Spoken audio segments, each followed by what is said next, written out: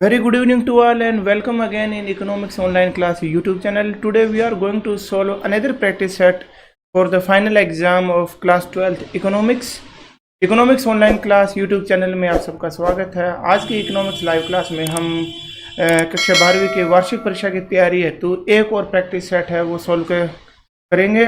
ये जो practice set है वो district institute of education and training जिसे शॉर्ट में डाइट बोलते हैं, डाइट मताना डिस्ट्रिक्ट फतेहाबाद द्वारा बना गया। तो हम इस लाइव क्लास के माध्यम से उन सभी अध्यापकों का, उन सभी प्राध्यापकों का यहाँ थैंक यू बोलते हैं जिन्होंने बच्चों की तैयारी के लिए प्रैक्टिस सेट बनाया है। प्रैक्टिस सेट पर चलते हैं हम। कीमत सिद्धांत को क्या कहा जाता है, ये जो क्वेश्चन है मैं आपको पिछली क्लास में भी मैंने आपको बताया था कि व्यष्टि अर्थशास्त्र और समष्टि अर्थशास्त्र में किसे शामिल किया जाता है। इनसे संबंधित आपके एक दो क्वेश्चन वो जरूर मिलेंगे। तो कीमत सिद्धांत है वो व्यष्टि अर्थशास्त्र में आता है। क्वेश्चन नंबर 2, निम्न में से कौन सा व्यष्टि अर्थशास्त्र का अध्ययन है? समग्र मांग ये समष्टि है, राष्ट्रीय आय समष्टि, व्यापार चक्र ये भी समष्टि, उपभोक्ता संतुलन ये माइक्रो इकोनॉमिक्स का है। क्वेश्चन नंबर 3, निम्न में से कौन सी एक अर्थव्यवस्था की केंद्रीय समस्या नहीं? किन वस्तुओं का उत्पादन किया जाए, यानी क्या उत्पादन किया जाए, उत्पादन किसके लिए किया जाए, साधनों का पूर्ण रोजगार कैसे हो, ये तीनों ही हमारी आर्थिक समस्याएं हैं। और गरीबी और बेरोजगारी की समस्या ये हमारी केंद्रीय समस्या नहीं है। तो करेक्ट आंसर इज डी। अर्थव्यवस्था की 5 केंद्रीय समस्याएं हैं। सबसे पहले तो उत्पादन क्या किया जाए, पूंजीगत वस्तुएं बनाई जाए, उपभोक्ता वस्तु बनाया जाए, युद्ध का सामान बनाया जाए या डेली रूटीन का बनाया जाए। उत्पादन कैसे किया जाए, पूंजी प्रधान तकनीक से, श्रम प्रधान तकनीक से। तीसरा है उत्पादन किसके लिए किया जाए, कोई गरीब आदमियों के लिए किया जाए, अमीरों के लिए किया जाए, मध्यम वर्ग के लिए किया जाए। इसके अलावा प्रोफेसर सैमुअल्सन ने 2 केंद्रीय समस्याएं और बताई हैं। एक तो साधनों का पूर्ण उपयोग कैसे हो और साधनों का विकास कैसे और साधनों का पूर्ण उपयोग कैसे हो। ओके, क्वेश्चन नंबर 4 पर चलते हैं हम। 4 सेबों का कुल तुष्टीकरण है 20 है। तुष्टीकरण मतलब उनकी उपयोगिता। तुष्टीकरण शब्द का शाब्दिक अर्थ होता है उनकी उपयोगिता, और उपयोगिता का मात्रक है वो है यूटिल। मैं आपको 1 नंबर का एक क्वेश्चन और बता रहा हूँ। उपयोगिता को हम यूटिल में मापते हैं, जैसे वजन को किलोग्राम में, लंबाई को सेंटीमीटर, मीटर, इंच में मापते हैं, उसी तरह उपयोगिता को हम यूटिल में मापते हैं, UTIL, यूटिल में मापते हैं। 4 सेबों का 20 है, 5 सेबों का 18 है। तो इसका सीमांत जो उपयोगिता है वो क्या होगी? इसका फार्मूला होता है TUN माइनस में TUN माइनस में 1। तो 4 5 पर कितना है 18, 4 पर कितना है 20, तो हो गया माइनस के 2। Correct answer is -2।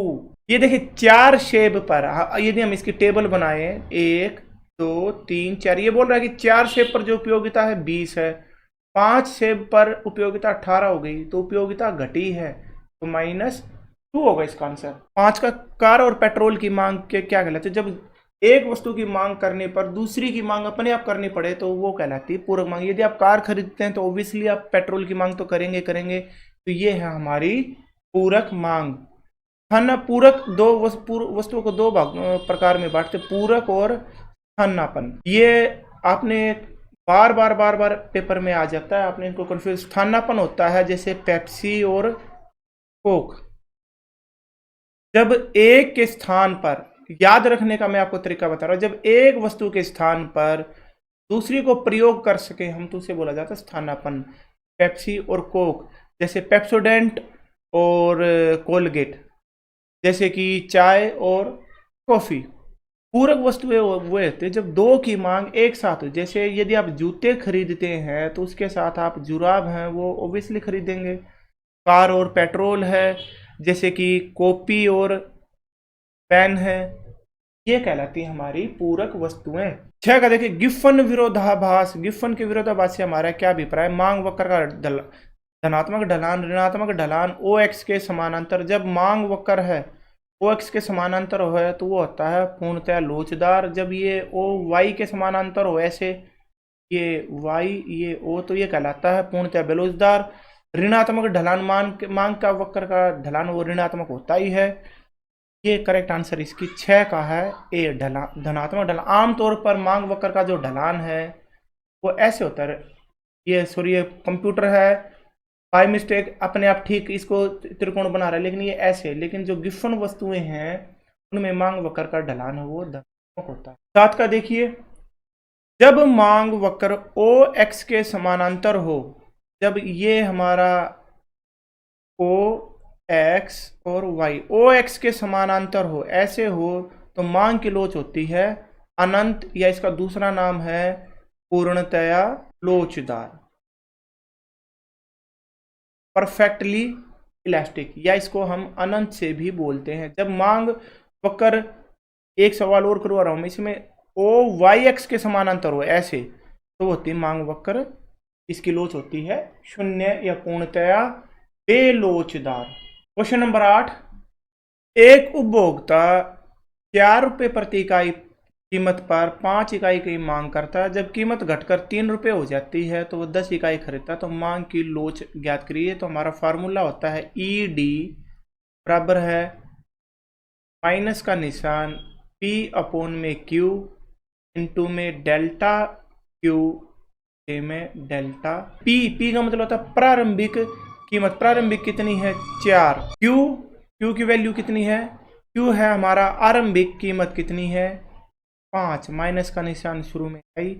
उसके बाद डेल्टा Q की वैल्यू होती है Q1 माइनस में Q1 का मतलब होता है नई मात्रा। नई मात्रा कितनी 10, आरंभिक मात्रा कितनी 5, तो ये हो गई 5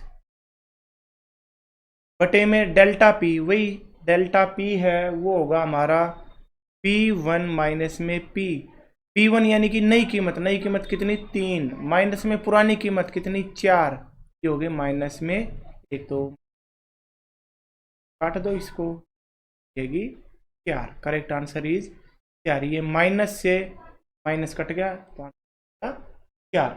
अगला है 9 का सीमांत उत्पादन है, उसका सूत्र क्या होता है। सीमांत उत्पादन का सूत्र होता है ये डेल्टा टीपी यानी कि कुल उत्पादन में परिवर्तन बटे में डेल्टा एल, कई बार इसकी जगह डेल्टा क्यू भी कर दिया जाता है यानी कि उत्पादन की इकाइयां। इसका दूसरा फार्मूला होता है टी पी एन माइनस में टी पी एन माइनस में 1। 10 का देखिए, जब कुल उत्पादन अधिकतम होता है तो सीमांत उत्पादन होता है 0। ये जब आपने कुल उत्पादन का वक्र बना होगा तो ये कुछ इस प्रकार से हमारा बनता है। तो जब कुल उत्पादन अधिकतम होता है ये यहाँ, तो सीमांत उत्पादन है वो 0 हो जाता है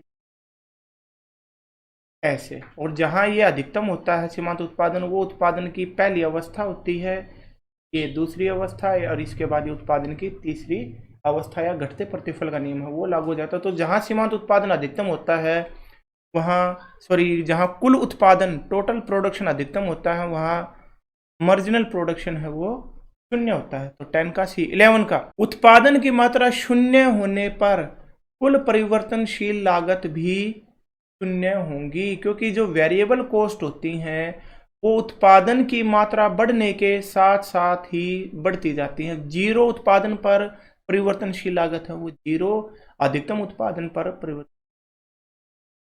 12 का, यदि 10% कीमत बढ़ने से पूर्ति 15% बढ़ जाती है तो पूर्ति की लोच क्या होगी। ई एस यानी इलेस्टिसिटी ऑफ सप्लाई, 2 सूत्र होते हैं।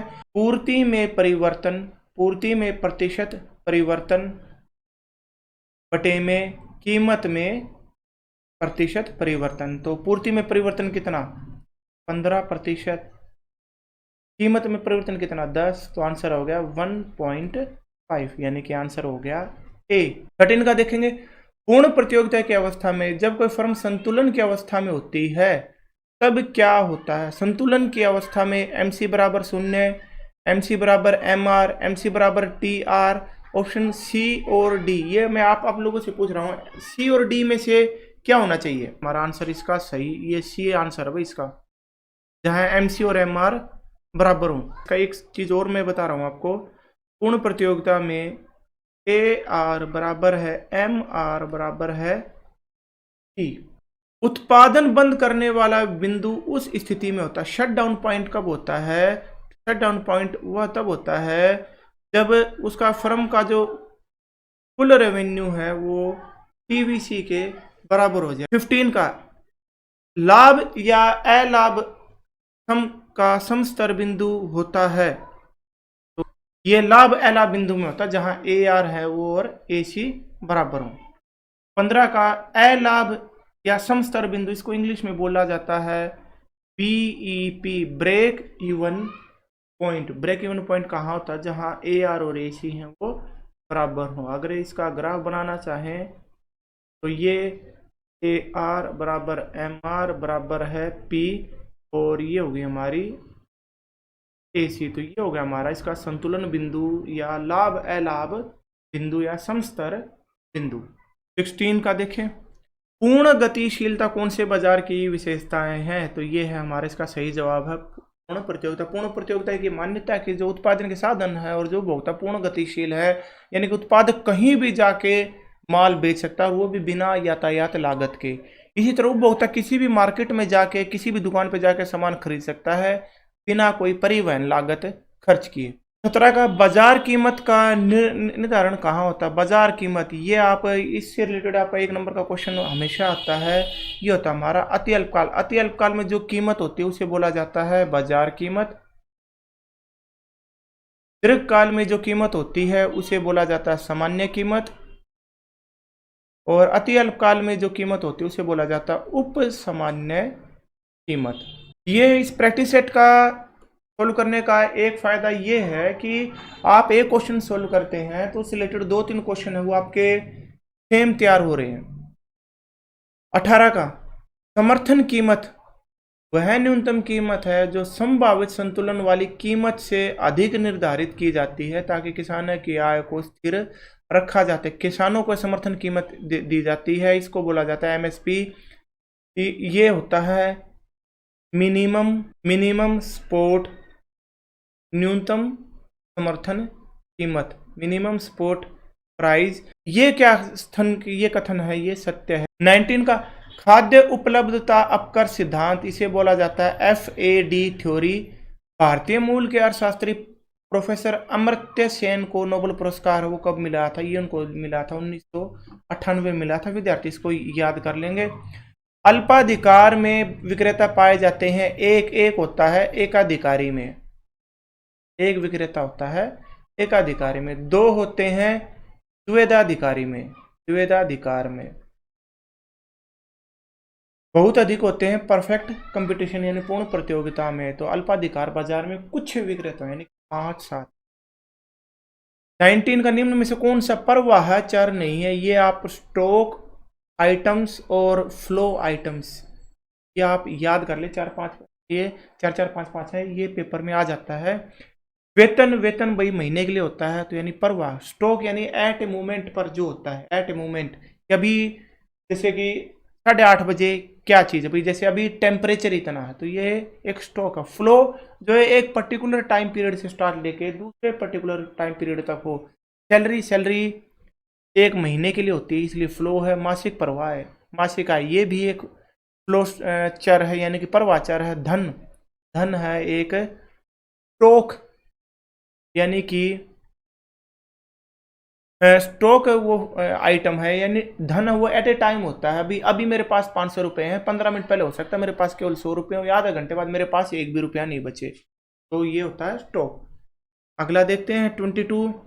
आय के चक्रीय प्रवाह में 3 क्षेत्रीय मॉडल में कौन सा शामिल नहीं होता? परिवार होता है, फर्म होती है, सरकार भी होती, विदेशी नहीं होता। आय में वापसी या शरण किसे कहा जाता है? या आय में 2 चीजें होती है, एक तो है समायोजन या ऐड करना। ऐसे कौन कौन सी चीजें जिससे हमारा चक्रीय प्रवाह में इनकम ऐड होती है? एक होता है वापसी या शरण या लीकेज। लीकेज से जो हमारे फ्लो में जो इनकम चलती है वो कम हो जाती है। तो लीकेज में बचत को भी शामिल करते हैं, कर को भी शामिल करते हैं, आयात को भी शामिल करते हैं। तो ये आइटम हो गया उपरोक्त सभी, तो इसका आंसर हो गया डी। अगला क्वेश्चन, ये ए क्वेश्चन है आपका, ये रखा मिलेगा भाई, बाजार कीमत पर शुद्ध राष्ट्रीय उत्पाद क्या है? बाजार कीमत पर NNP वो है मार्केट प्राइस पर।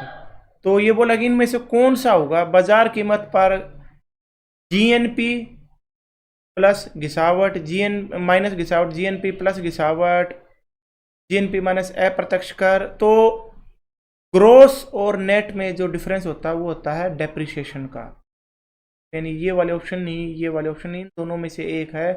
तो ग्रोस में से यदि हम डेप्रिसिएशन घटा दें, GNP मार्केट प्राइस में से यदि हम डेप्रिसिएशन घटा देते हैं तो हमारे पास आ जाएगा net national product at market.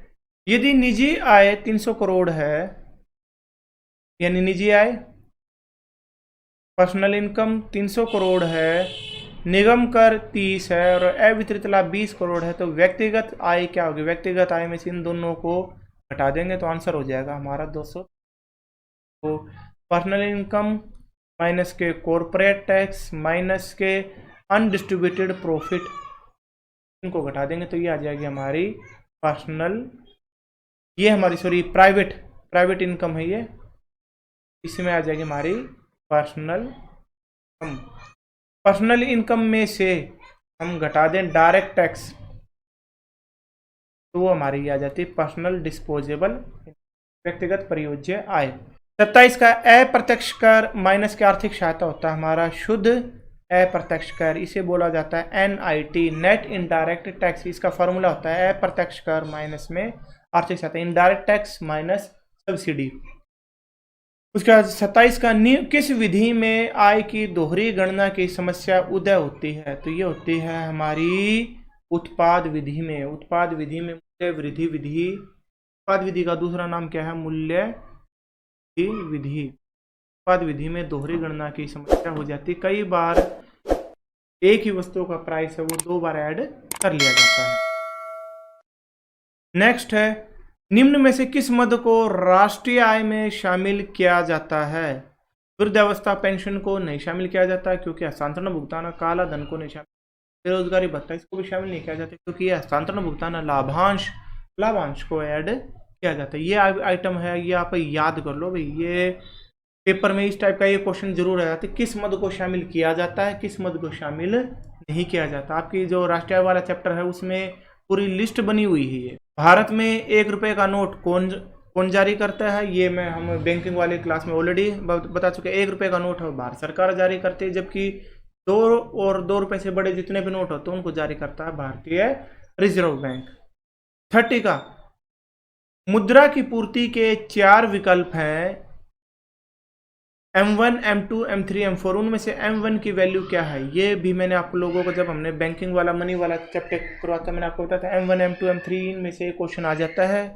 तो इसका आंसर है जनता के पास currency plus demand deposit plus OD, ये होता है हमारा M1। इसमें यदि हम PD जोड़ देते तो वो हमारा बन जाता है M2, और M3 होता है वो होता है हमारा M1 प्लस में इसमें हम जोड़ देंगे FD, और M4 होता है M3 में यदि हम जोड़ दे पोस्टल। भारतीय रिजर्व बैंक की स्थापना कब हुई? इंपॉर्टेंट क्वेश्चन है, सन 1935 में। कंफ्यूज मत होना, 1949 में इसका राष्ट्रीयकरण हुआ था भाई। ये 2 अलग अलग चीजें हैं। रिजर्व बैंक का स्थापना कब हुई? 1935 में। इसका राष्ट्रीयकरण कब हुआ, यानी इसको सरकारी कब बना दिया था? 1949 में। ये दो डेट है।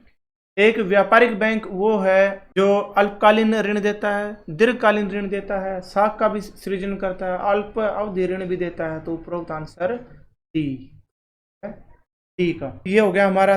33 बैंक द्वारा जारी किए गए क्रेडिट कार्ड उपभोक्ता व्यय को बढ़ाते हैं, कुल मांग के आय के स्तर को बढ़ाते हैं, उपरोक्त दोनों। तो करेक्ट आंसर इज सी। अगला, यदि MPS 1/4 है तो इसका गुणांक है वो ज्ञात कीजिए। तो इसके फॉर्मूले हमने पढ़ा था। यदि MPC दे रखा है तो वो हमारा 1 माइनस में MPC। यदि MPS दे रखा हो तो इसका फॉर्मूला होता है गुणक का, निवेश गुणक का 1/MPS। ये हो जाएगा 1/4। जो निवेश आय और रोजगार के स्तर से स्वतंत्र होता है वो कहलाता है स्वचालित निवेश।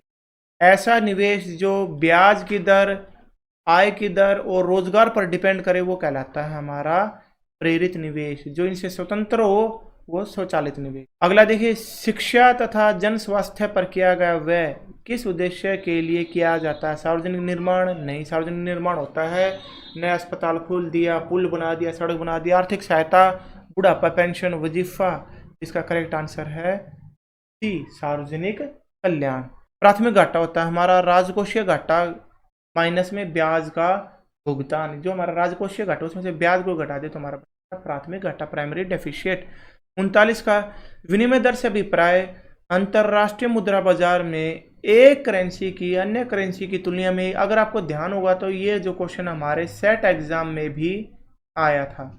कीमत और विनिमय अनुपात दोनों से है तो इसका आंसर है सी। Now is the 40। वायदा बाजार वह बाजार है जिसमें भविष्य में होने वाला लेन देन का कारोबार होता है। यह भविष्य में की विनिमय दर को परिभाषित करता है तो इसका आंसर है दोनों, ए और का भी आंसर है वो सी है। तो ये हो गया हमारा पार्ट 1 यानी कि ऑब्जेक्टिव टाइप का। Now thank you everyone for attending this class. आज आप सबको पढ़ा के काफ़ी अच्छा लगा। एक प्रैक्टिस सेट और हो गया। हमारे पास 5 प्रैक्टिस सेट हैं तो हमारे नेक्स्ट 4-5 दिन के जो स्टफ है वो हमारे पास ऑलरेडी आ गया। आज के लिए मेरे ख्याल से इतना काफ़ी। ओके, क्लास के एंड में एज यूजुअल मैं आप सभी लोगों से यही कहूँगा कि सभी इस क्लास को पार्टिसिपेट करने के लिए, अपना कीमत देने के लिए। आप सभी स्वस्थ रहें, मस्त रहें, अपनी पढ़ाई में व्यस्त रहें। गुड नाइट, जय हिंद, जय भारत।